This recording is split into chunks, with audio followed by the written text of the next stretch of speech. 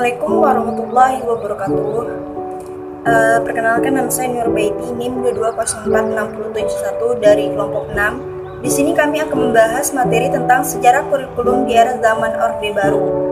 Nah, di zaman Orde Baru yang pertama adalah kurikulum 1998. Kurikulum 1998 merupakan pembaharuan dari kurikulum 1964, yaitu dilakukannya perubahan struktur kurikulum pendidikan dari pancawarna menjadi pembinaan jiwa Pancasila, pengetahuan dasar dan kecakapan khusus. Kurikulum ini juga berorientasi pada pelaksanaan Undang-Undang Dasar 1945 secara murni dan konsekuen. Undang-Undang Dasar 1945 secara murni dan konsekuen. Inti dari kurikulum 1968 ini adalah bertujuan agar pendidikan ditekankan pada upaya untuk membentuk manusia atau bangsa Indonesia sebagai pelajar Pancasila sejati, kuat dan sehat secara jasmani, mempertinggi kecerdasan dan keterampilan moral, budi pekerti dan keyakinan bersama. Sekian materi dari saya. Baik, untuk materi selanjutnya kami serahkan kepada teman-teman kelompok kami.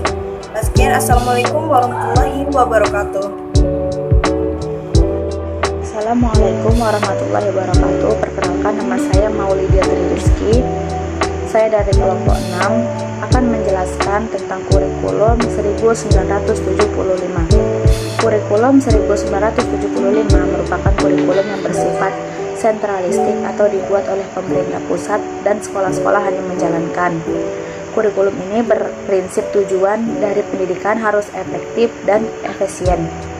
Kurikulum ini banyak mendapatkan kritik dari pelaksanaan di lapangan. Guru dibuat sibuk menulis perincian apa yang akan dicapai dari setiap kegiatan pembelajaran. Kurikulum 1975 ini memiliki pelaksanaan, diantaranya yang pertama, pendidikan harus berorientasi pada tujuan. Kedua, menggunakan pendekatan integratif dalam arti bahwa agar tujuan pembelajaran menjadi tujuan yang integratif. Ketiga, dalam daya dan waktu menekankan keefisienan dan keefektifannya. Yang keempat, menganut pendekatan sistem instruksional yang dikenal dengan PTSI, perubahan tingkah laku peserta didik menjadi tujuan utama dari kurikulum ini.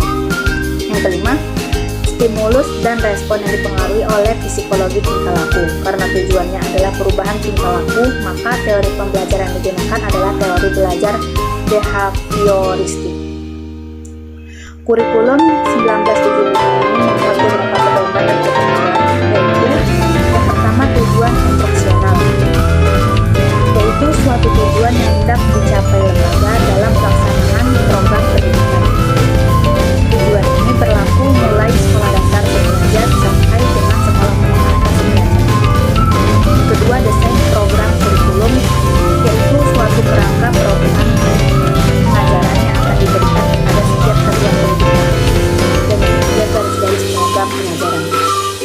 Sistem penilaian dalam kurikulum ini dilakukan setiap akhir pelajaran atau pada akhir satuan pembelajaran.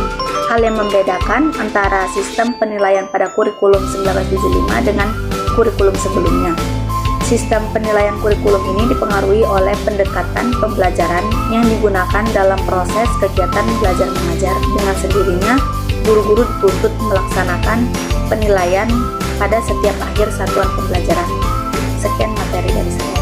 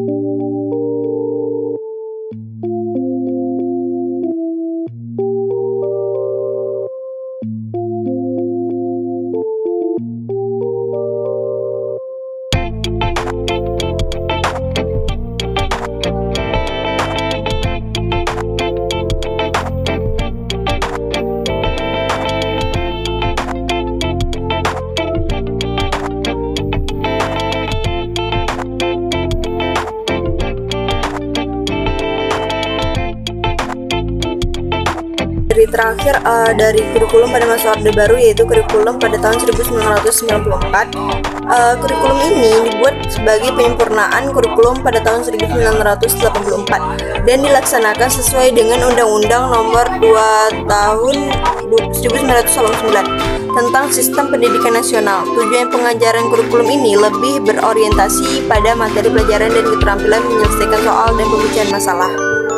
Sekian materi dari kelompok 6. Mohon maaf apabila ada kesalahan. Wassalamualaikum warahmatullahi wabarakatuh.